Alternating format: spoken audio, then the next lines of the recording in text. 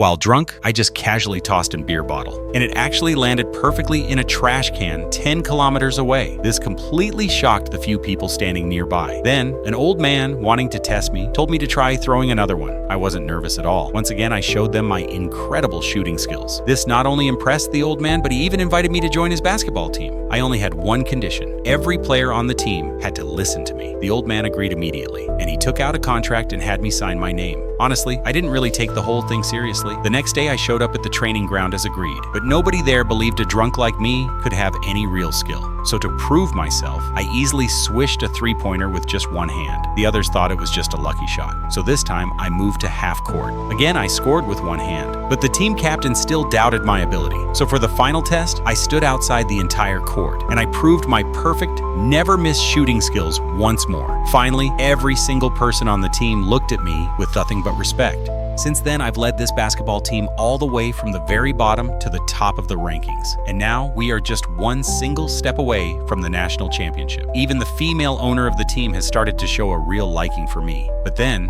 the old team that fired me suddenly showed up out of nowhere. They were so arrogant, and they actually tried to hire me back just to be an assistant coach. I refused them on the spot, and I even gave them a piece of my mind to humiliate them. My old boss left in a total rage, still believing he could succeed without me. But then, his team's performance started to tank immediately, and they were nearly eliminated. So he came up with a dirty scheme and tried to force me into signing a buyout contract. Even though he kept increasing the offer, nothing could shake my determination to win that trophy. Finally, the day of the championship arrived. My players were up against the strongest opponents in the entire league. Even the announcers had already predicted a total blowout for my team. But during the first half, my players fought incredibly hard and kept the score neck and neck. We didn't give the other side a single second to breathe. It seemed like winning was only a matter of time. However, when the opponents realized they couldn't win fairly, they started playing dirty. They kept intentionally crashing into my players and shouting insults to provoke us. Eventually, they managed to pull ahead in the score. They even purposely injured our star player, making it impossible for him to stay on the court. If we didn't put in a substitute immediately, we would have been forced